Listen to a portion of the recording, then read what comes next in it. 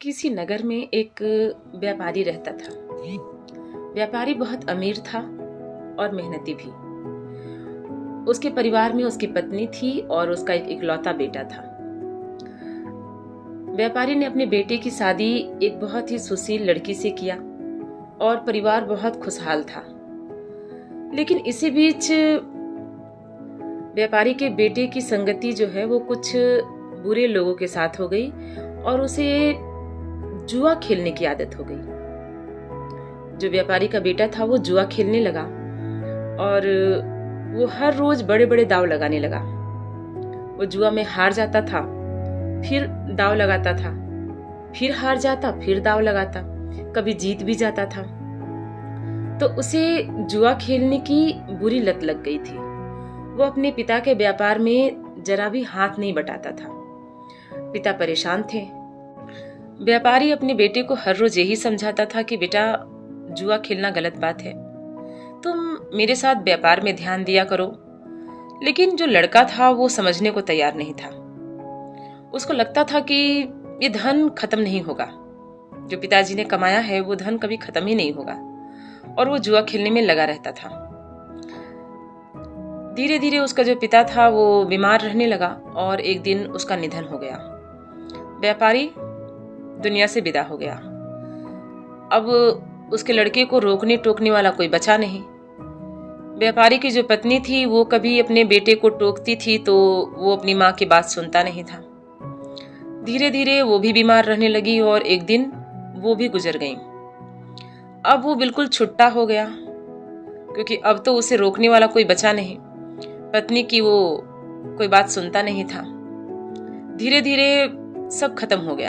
एक अमीर व्यापारी का लड़का अब बिल्कुल कंगाल हो चुका था, सिर्फ और सिर्फ अपने जुए की आदत की वजह से।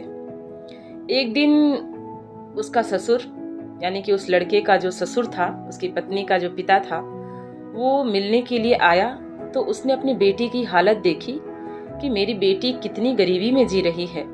तो उसे अपने दामाद पर बहुत गुस्सा आया और उसने निर्णय लिया कि मैं अपनी बेटी को यहाँ से ले जाऊंगा, और वो अपनी बेटी को अपने साथ लेकर चला गया।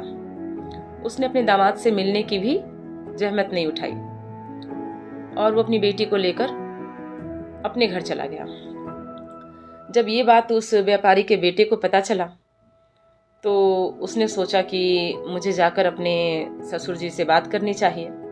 कुछ तो मेरे पास बचा नहीं है, चलो उनसे ही ले लेते हैं कुछ रुपए उधार और फिर से अपना व्यापार हम शुरू करेंगे।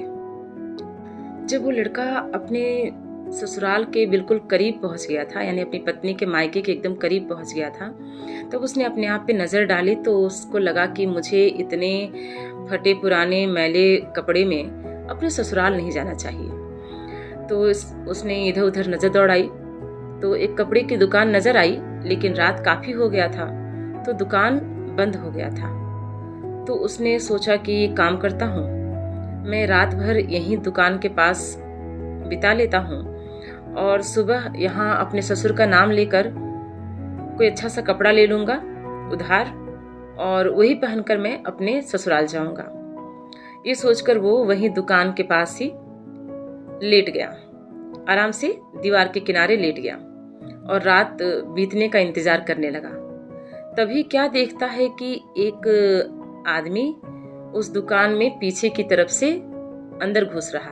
उस आदमी के पीछे पीछे एक औरत भी उस दुकान के भीतर घुस रही थी।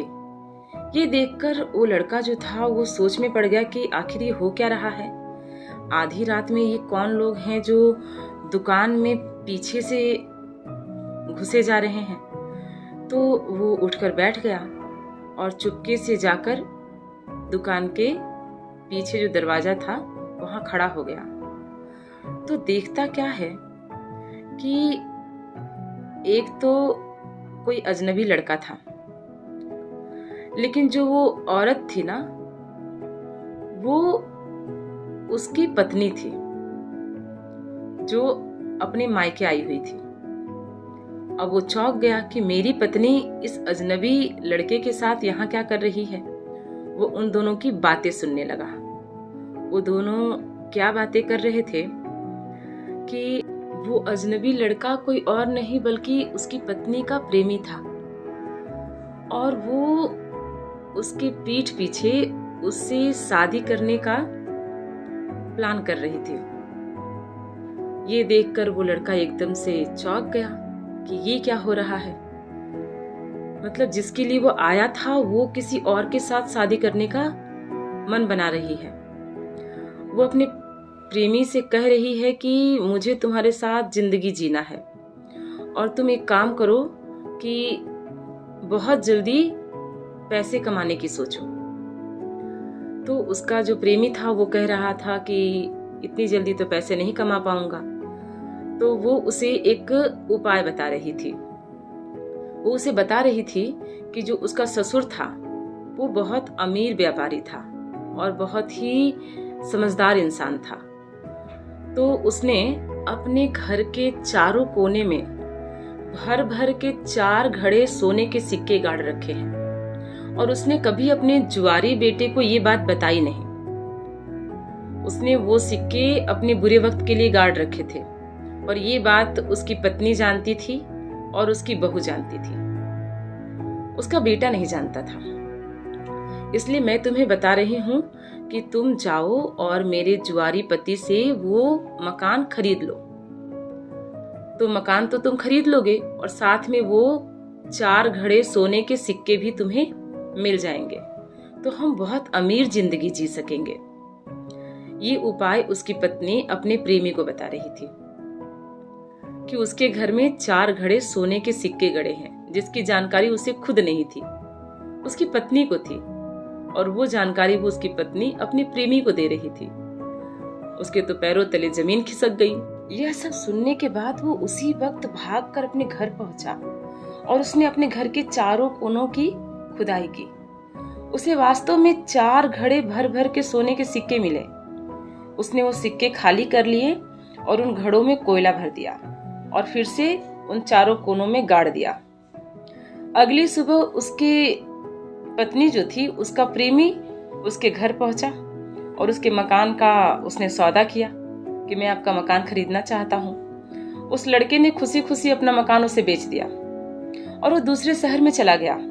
वो सारा धन लेकर जो उसे अपने घर के चारों कोनों से घड़े में भरा हुआ मिला था, वो दूसरे शहर में चला गया और वहां उसने व्यापार शुरू किया और बहुत मेहनत और लगन से व्यापार उसने शुरू किया और बहुत जल्दी वो अमीर हो गया।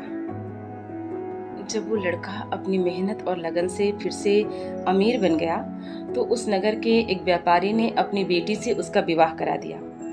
उसका परिवार हो गया और वह बेहद सुखी परिवार हो गया।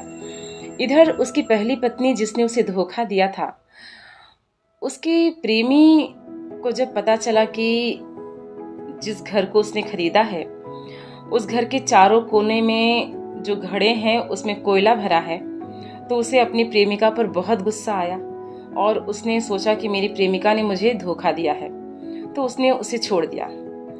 अब तो उसकी हालत और भी खराब हो गई उस औरत की, क्योंकि देखिए अमीरी और गरीबी तो आती जाती रहती है, लेकिन धोखा इंसान को कहीं का नहीं छोड़ता है।